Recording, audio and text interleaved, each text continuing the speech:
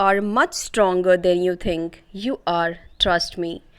आप जितना सोचते हो उससे ज़्यादा ताकतवर हो, यकीन मानो मेरा। नमस्कार दोस्तों, लर्न एन में आपका स्वागत है। तो चलिए देखते हैं कि आज हमारे पास क्या क्या करंट अफेयर्स हैं। Biodiversity Garden Bharat Vatika with state trees of all provinces UTs has been inaugurated in which state? एक बायोडाइवर्सिटी गार्डन बना है जिसका कॉन्सेप्ट बहुत अच्छा है, जिसमें कि हमारे देश की यूनिटी दिखेगी। ठीक है, इसमें इन्होंने क्या कॉन्सेप्ट लाया है कि जितने भी हमारे स्टेट्स और यूटीज़ हैं उनकी जो आप कह सकते हैं कि स्टेट ट्रीज़ हैं उनको इस वाटिका में लगाया जाएगा। इस बायोडाइवर्सिटी गार्डन का नाम क्या है? भारत वाटिका। ठीक है, तो इस वाटिका में उसे लगाया जाएगा, यानी कि आप जब इस गार्डन में जाओगे तो आपको पूरे अपने हिंदुस्तान की एक झलक दिख जाएगी, क्योंकि हमारे जितने भी स्टेट्स यूटीज़ हैं उन सब की ट्रीज़ इसमें रहेंगी। ठीक है, तो ये जो बायोडाइवर्सिटी गार्डन है ये कहाँ पे अभी इसका उद्घाटन हुआ है, कहाँ पे इसका इनॉग्रेशन हुआ है? तो वो हुआ है उत्तराखंड में। ठीक है, कहाँ पे हुआ है? उत्तराखंड में। अब मैंने आपको बता दिया है कि इसका जो कॉन्सेप्ट है वो क्या है। उत्तराखंड में कहाँ पे अगर आप पूछेंगे तो ये हल्द्वानी में है, नैनीताल डिस्ट्रिक्ट में। ठीक, एक मैप भी मैंने उत्तराखंड का लगाया हुआ है, जिससे कि आप उत्तराखंड के बॉर्डर्स अगर चेक करना चाहें तो चेक कर सकते हैं। उत्तराखंड चाइना और नेपाल से इसका बॉर्डर लगता है। अगर आप कंट्रीज़ की बात करें और स्टेट्स की बात करें तो उत्तर प्रदेश है आपका, ये देखिए हरियाणा टच कर रहा है, और हिमाचल प्रदेश। ठीक है, अब थोड़ी और चीज़ें उत्तराखंड के बारे में जान लेते हैं। कैपिटल क्या है? विंटर की बात करें तो देहरादून है, और समर की बात करें तो गैरसेन है। चीफ मिनिस्टर तीरथ सिंह रावत हैं, गवर्नर बेबी रानी मौर्य हैं। कुछ मैंने कुछ क्या इम्पॉर्टेंट जो भी नेशनल पार्क्स हैं वो भी मेंशन किए हैं, और वो सीक्वेंस में, यानी बड़े से छोटा। सबसे बड़ा उत्तराखंड का नेशनल पार्क कौन सा है? Gym Corbett national park. और इसी सीक्वेंस में जाएंगे तो इनमें सबसे छोटा कौन सा है? Valley of flowers national park. ठीक है, तो ये मैंने मेंशन किया, आप देख लीजिएगा, आपको पता होना चाहिए। Jim Corbett national park, Gangotri national park, Govind Pashu Vihar national park, Nanda Devi national park, Rajaji national park और valley of flowers national park, ये सब उत्तराखंड के हैं।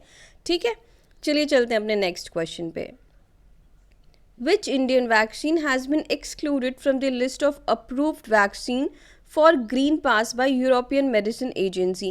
देखिए EMA यूरोपियन मेडिसिन एजेंसी, यानी आपका जो इन्होंने एक ग्रीन पास डिक्लेयर किया है, ग्रीन पास दे रहे हैं। ग्रीन पास है क्या, पहले हम समझ लेते हैं।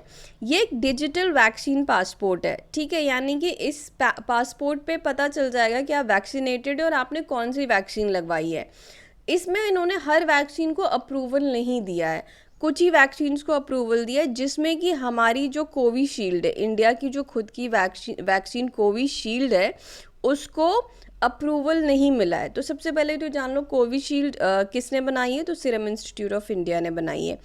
अब इससे थोड़ा सा एक कन्फ्यूजन पैदा हो रहा है, बहुत ज़्यादा क्योस हमने देखा था कि लोगों को ये तक लोग कहने लगे थे कि जो भी लोग हैं जिन्होंने कोविशील्ड लगवाई है अब वो यूरोपियन कंट्रीज़ में नहीं जा सकते, क्योंकि ग्रीन पास का क्या है कि आप अगर यूरोपियन कंट्रीज़ में जाना चाहते हैं तो आपको ये ये ग्रीन पास मिलना ज़रूरी है, और अगर आपके पास कोविशील्ड है तो ग्रीन पास मिलेगा नहीं। इसमें थोड़ा सा चेंज है। आप ट्रैवल तो तब भी कर सकते हैं, आप जा तो तब भी सकते हैं, बट आपके लिए थोड़ा सा डिफ़िकल्ट होगा, यानी आपको क्वारंटाइन होना पड़ेगा, आपका टेस्ट होगा कि आपको कोई दिक्कत कोविड तो नहीं है। ठीक है, लेकिन अगर आप ये ग्रीन पास होल्डर हैं तो आपके लिए स्मूथ रनिंग होगी, आप बहुत ईजिली जा सकते हैं, कहीं पे कोई रोक टोक नहीं रहेगी। ठीक है, चलिए नेक्स्ट क्वेश्चन की तरफ चलते हैं। Which country has been recently certified as malaria free by WHO? तो WHO ने अभी रिसेंटली किस कंट्री को मलेरिया फ्री घोषित किया, यानी कि वहाँ पे मलेरिया के कोई केसेस नहीं है, अब वहाँ मलेरिया नहीं होता है, तो वो है चाइना। कंफ्यूज मत होइएगा, चाइना पहली कंट्री नहीं है जो मलेरिया फ्री घोषित हुई है। This is I think 40th country. ठीक है, अब WHO कैसे घोषित करता है किसी भी कंट्री को किसी भी डिजीज से फ्री? ठीक है, तो उसका कॉन्सेप्ट ये है कि अगर 3 साल तक लगातार कोई भी इंडिजिनस केस नहीं आता है उस जगह पे, तो उसको उस पर्टिकुलर डिजीज से फ्री घोषित कर दिया जाता है। ठीक है, अब देखिए यहाँ पे एक बहुत ही खूबसूरत सी तस्वीर है, इस तस्वीर को देखिए। क्वेश्चन पढ़ते हैं, name the first Indian fencer to qualify for the Olympics. ये क्या है, ये फेंसिंग स्पोर्ट खेलती हैं, एक फेंसर हैं, और ये पहली महिला नहीं, पहली हिंदुस्तानी बनी है जिन्होंने क्वालिफाई किया है फेंसिंग स्पोर्ट में इंडिया की तरफ से, ठीक है, ओलंपिक्स के लिए। तो इनका क्या नाम है, ये है CA भवानी देवी फ्रॉम चेन्नई। देखो, और ये कौन सी देख, फेंसिंग 3 तरीके की होती है, फॉयल, एपी, अगर मेरा प्रोनाउंसिएशन करेक्ट है तो एपे एंड साब्रे, ठीक है। अब इसमें आप देखिए ये काइंड ऑफ स्वॉर्ड होता है, बट ये बिल्कुल बहुत ही लचीला ब्लेड होता है, ठीक है, ये स्टिफ नहीं होता है, ठीक। तो इसके 3 अलग अलग ये कह सकते हैं कि टाइप्स हैं, अलग अलग तरीक़ों से खेला जाता है। तो जिसमें इनका जो एक्सपर्टीज़ है वो साब्रे में है, खेलती हैं। तो ये देखिए इनका स्वॉर्ड आपको दिख रहा है, सबसे लाइट वेटेड स्वॉर्ड होता है साब्रे का ही, ठीक है। बहुत ही हल्का होता है, आई थिंक 500 ग्राम या 550 ग्राम का ये होता है, और बहुत ही लचीला होता है ये, ठीक है। तो इसमें अभी तक कोई भी इंडियन ओलंपिक्स में इस पर्टिकुलर स्पोर्ट में नहीं क्वालिफाई हुआ था, बट CA भवानी देवी ने फाइनली सक्सेस पाई है, और अब वो ओलंपिक्स में इस पर्टिकुलर स्पोर्ट में रिप्रेजेंट करेंगी इंडिया को। ऐसा ही एक और न्यूज़ है हमारे पास, second, who becomes first Indian swimmer to qualify for Tokyo Olympics. तो यहाँ पे एक तस्वीर आप देख रहे हैं, ये पहले हिंदुस्तानी बने हैं, पहले इंडियन स्विमर बने हैं जिन्होंने टोक्यो ओलंपिक्स में स्विमिंग में अब रिप्रेजेंट करेंगे। तो इनका क्या नाम है, इनका नाम है साजन प्रकाश, और कह सकते हैं कि बहुत ही लकी रहे होंगे, क्योंकि मात्र 10 माइक्रोसेकेंड से ये क्वालिफाई करके, जो कि बहुत बड़ा इनके लिए अचीवमेंट है। अगर आप देखेंगे तो क्वालिफिकेशन कट ऑफ था 1 मिनट 56 सेकेंड्स एंड 48 माइक्रोसेकेंड्स, और इनकी टाइमिंग है 1 minute 56 seconds and 38 microseconds, which is very good, ठीक है। थर्ड देखते हैं, Deepika Kumari who regained the number 1 position in global ranking belongs to which sports, ठीक है। यहाँ पे एक तस्वीर है, ये दुनिया की नंबर 1 पोजीशन पे हैं। तो ये कौन सा गेम खेलती हैं, तो ये आर्चरी हैं, आर्चरी खेलती हैं, ये एक आर्चर हैं, ठीक है। आर्चर किसे बोलते हैं, तीरंदाज को, ठीक है। आप देख रहे हैं इनके पास एक धनुष है, एक तीर है जिसको ये शूट करेंगी, ठीक है। तो ये एक तीरंदाज है, और दुनिया में आप तो जानते हैं हमारी जो एंशियंट, अगर हम इंडिया की बात करें तो तीरंदाजी तो इंडियंस के खून में होनी चाहिए। तो बिल्कुल उसको रिप्रेजेंट करते हुए ये दुनिया की नंबर 1 तीरंदाज है, नंबर 1 आर्चर है, ठीक है। नेक्स्ट देखते हैं, नाम ध्यान रखिएगा, दीपिका कुमारी है, गेम इनका आर्चरी है, और ये वर्ल्ड की नंबर 1 रैंकिंग पे। और अभी जो आपका ये वर्ल्ड कप पेरिस में चल रहा था, उसमें इन्होंने 3 मेडल्स जीते हैं आर्चरी में, 3 मेडल्स जीते, 3 गोल्ड मेडल्स जीते हैं, ठीक है, विच is very good, very big achievement.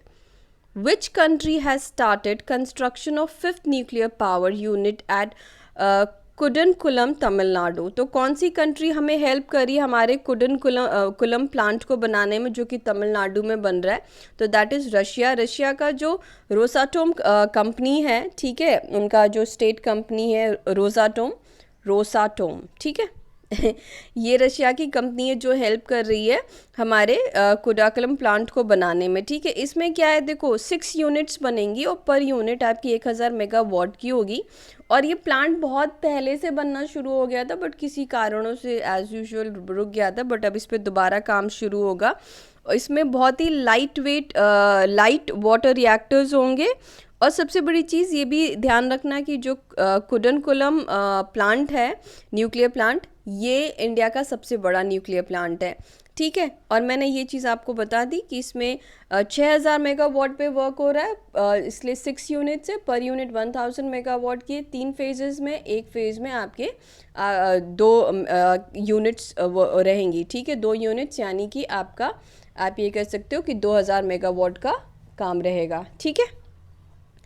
अब आते हैं नेक्स्ट क्वेश्चन पे, who wrote the book title fiercely female, Dutee Chand story. यहाँ पे एक तस्वीर आप देख रहे हैं, दुती चंद, इन्होंने भी ओलंपिक के लिए क्वालिफाई कर लिया है, ये एक एथलीट हैं, ठीक है। इनके ऊपर एक बुक लिखी गई है, ठीक, इन्होंने इनके ऊपर एक बुक लिखी हुई है, उस बुक का नाम है fiercely the fiercely female the Dutee Chand story. ठीक है, इस बुक को किसने लिखी है? तो इस बुक को जर्नलिस्ट संदीप मिश्रा ने लिखी है। अब इनमें देखिए, पहली बात तो एक बहुत बड़ी एथलीट हैं, लेकिन इनके लिए थोड़ी सी कंट्रोवर्सी या दिक्कत इसलिए हुई थी क्योंकि ये होमोसेक्सुअल हैं। ठीक है, और जब इन्होंने इस चीज़ को एक्सेप्ट किया तो आप जानते हैं कि लोग अपने अपने व्यूज़ देने लगते हैं, क्रिटिसाइज़ करने लगते हैं, तो इनके लिए चीज़ें बहुत टफ रही होंगी। अब उसी बेस्ड और इनके सक्सेस पे बेस्ड, इनके स्ट्रगल पे बेस्ड और इनके रियल लाइफ कमिटमेंट पे बेस्ड एक बुक लिखी है संदीप मिश्रा ने। काफ़ी अच्छी किताब होनी चाहिए, तो ये ध्यान रखिएगा किसके ऊपर, क्या नाम है इस किताब का? तो फियर्सली फीमेल। किसके ऊपर है? दुती चंद है, नाम ही द दुती चंद स्टोरी है। ठीक है, और लिखी किसने? जर्नलिस्ट संदीप मिश्रा ने। ठीक है, ये पहली इंडियन बनी थी जिन्होंने गोल्ड मेडल जीता था 100 मीटर इवेंट में। ठीक है, तो ये आप देख लीजिएगा, ये मैंने मेंशन भी किया है, तो आप इसको पढ़ सकते हैं। आई होप करंट अफेयर्स आपको अच्छे लग रहे हैं। मेहनत मैं बहुत कर रही हूँ, तो मैं उम्मीद करती हूँ कि आप लोग चैनल को लाइक करेंगे, शेयर करेंगे एंड सब्सक्राइब करेंगे। Thank you so much.